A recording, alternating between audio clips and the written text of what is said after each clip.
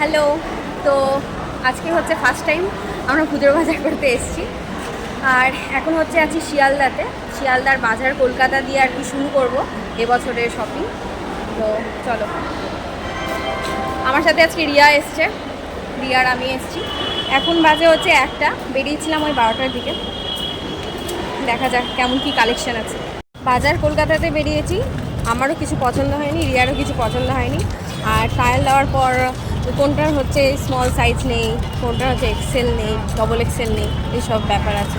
তো মানে যে কালারটা পছন্দ হচ্ছে সেটার আর কি প্রপার সাইজ হচ্ছে না আমাদের, ওই জন্য বাজার কলকাতাতে কিছু নিলাম না। এবার যাচ্ছি হচ্ছে এম বাজারে। তো প্রত্যেক দিন হচ্ছে বৃষ্টি হয়, ওই জন্য ছাতা নিয়ে বেরিয়েছি। আজকে প্রচণ্ড হারে রোদ, ওই জন্য ছাতাটা কাজে লেগেছে, নিয়ে এসেছি তাও। তো এখন যাচ্ছি এম বাজারে, চলো দেখা যাক কি হয়। হ্যাঁ, পছন্দ হয় কিনা। হচ্ছে শিয়ালদা এম বাজারেও কিছু পছন্দ হয়নি, রিয়ারও কিছু পছন্দ হয়নি।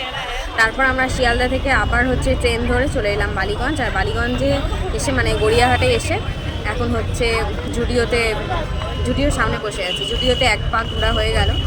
তো জুডিওতে হচ্ছে ঠিকঠাক কালেকশান আসেনি। আমরা মনে হয় 1 মাস আগেই চলে এসেছি, ওই জন্য নাকি কিসের জন্য জানি না, আমাদের মানে চোখে লাগছে না পুজোর জন্য কিছু। ওই জন্য এখন আমরা একটু বসে আড্ডা মারছি, তারপর হচ্ছে আবার বেরোবো হাঁটতে হাঁটতে হাঁটতে। পাটা ব্যথা হয়ে গেছে রিয়া। ওই রিয়া, তোমার কি পা ব্যথা হয়েছে? এই দেখো কি বলে, রোদের জন্য না কিসের জন্য এগুলো বেরিয়ে গেল পিম্পল। তোমারও কপালে বেরিয়ে গেল, মানে মুখটা হচ্ছে অয়েলি হচ্ছে ওই জন্য কোথায়।